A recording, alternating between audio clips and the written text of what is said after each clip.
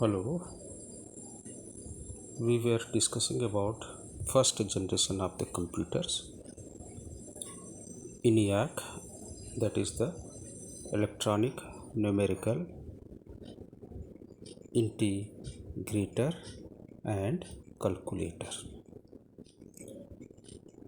and used high speed vacuum tube switching devices. Okay, high speed vacuum tube switching devices. It has a very small memory. Okay, it was used for calculating the trajectories of missiles, and it took 200 microseconds for addition and about 2800 microseconds for multiplications. Okay, the giant machine was 13 to 50 feet long and weighed 30 tons and contained 18,000 vacuum tubes, 700 resistors, 10,000 capacitors, 6,000 switches. It used 1,50,000 watts of electricity and cost was $4 lakh. Okay, this is very interesting to note this. When ENIAC was built, it was 500 times faster than the closest competitor. Okay, it was 5,000 times faster than the closest competitor.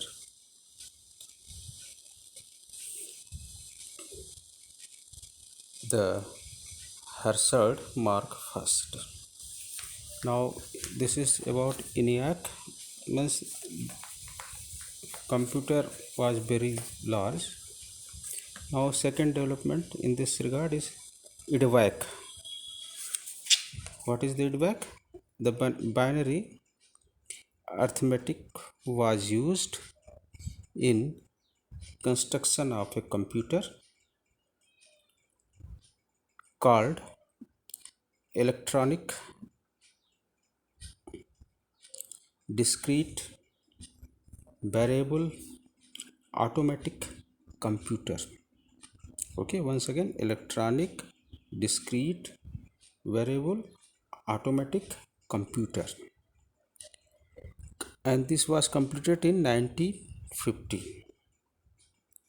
The von Neumann concept of stored program, in which the machine instructions are stored with data internally, was applied in EDVAC,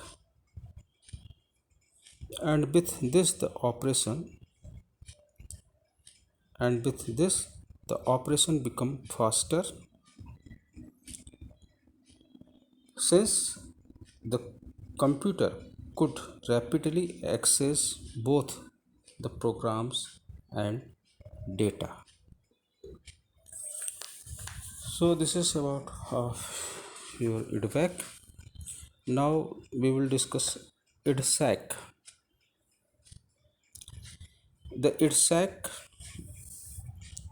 short for electronic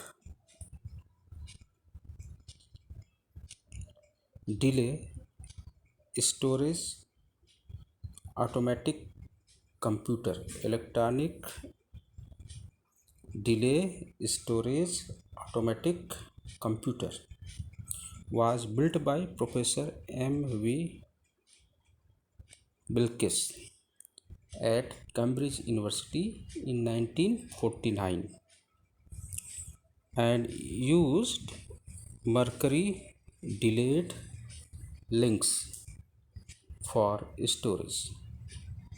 Okay, and it also used Neumann concept of stored program, and this allowed easy implementation of programs loops. And after that it was ITSAC, there was UNIVAC first. The commercial production of stored program electronic computers began in the early 50s, and one such computer was UNIVAC first, built by UNIVAC division of Remington Rand and delivered in 1951. And this computer also used vacuum tube. Okay,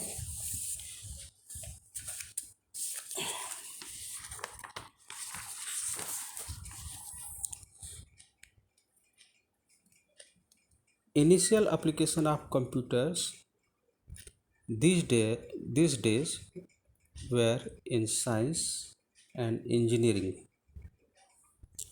but with the advent of UNIVAC first, the prospectus of commercial application were perceived.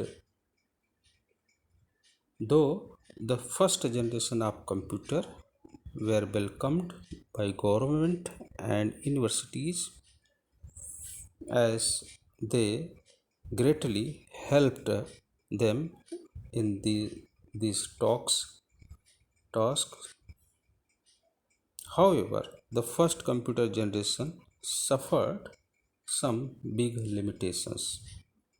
This is the main point. The first computer generation suffered some big limitation like slow operating speed, restricted computing capacity, high power consumption, short mean time between failures, very large space requirement, and limited programming capabilities. Further researches in this line aimed at removal of these limitations. Okay, so this was the problem of associated with the first generation of computers. Now we will discuss the second generation computers, and this was 1956 to 65. A big revolution in electronic took place with the invention of transistors by Bardeen, Breton, and Shockley in 1946. Transistors were highly reliable compared to tube. Okay, transistors were highly reliable with compared to tubes. They occupied less space and required only 1 by 10 of the power required by tubes. Also, they took 1 by 10 times switching from to 1 or 1 to 0. So, they took 1 by 10 times needed by tubes and were 10 times cheaper these using tubes. 10 times, it was 10 times cheaper. Okay, another major event during this period was the invention of magnetic cores. for storage, and these are teeny fertile rings of 0.02 inch diameter that can be magnetized in either clockwise or anti-clockwise directions. The two directions represent 0 and 1.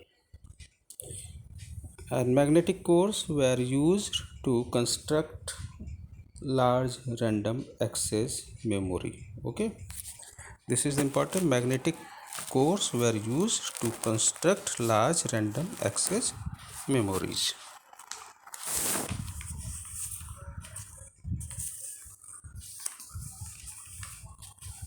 The second generation computers began with the advent of transistorized circuitry, invention of magnetic core, and development of magnetic disk storage devices.